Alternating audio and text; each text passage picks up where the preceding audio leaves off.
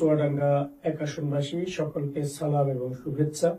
আপনারা আপনাদের ভালোবাসা, স্নেহ এবং সমর্থন দিয়ে আমাকে মহান জাতীয় সংসদে আসার সুযোগ করে দিয়েছেন।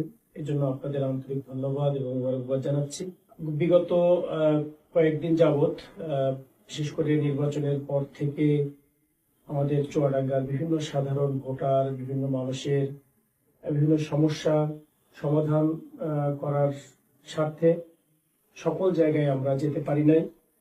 সকল ভোটারবৃন্দ এবং যারা আমাদেরকে ভালোবাসা দিয়েছেন, ভোট দিয়েছেন, নিঃস্বার্থভাবে আমাদের পাশে দাঁড়িয়েছেন একটি সুন্দর চুয়াডাঙ্গা আলমডাঙ্গা গঠনে, তাদের সাথে আমি সশরীরে সাক্ষাৎ করতে পারি নাই।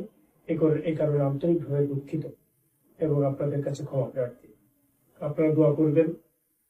আমাদের ঢাকার আনুষ্ঠানিক কার্যাদি সম্পন্ন হওয়ার পর আমি আপনাদের মাঝে ফিরে আসতে চাই।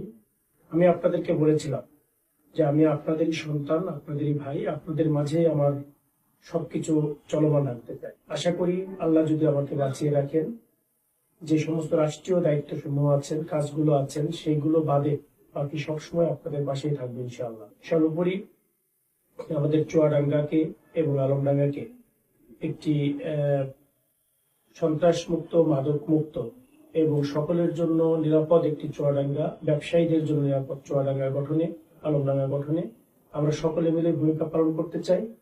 যারই কারণে আমরা নির্বাচন পরবর্তী সময়ে সকলে মিলে আমাদের চুয়াডাঙ্গাকে সকল নাগরিকের জন্য নিরাপদ করে গড়ে তুলতে পারবো ইনশাআল্লাহ।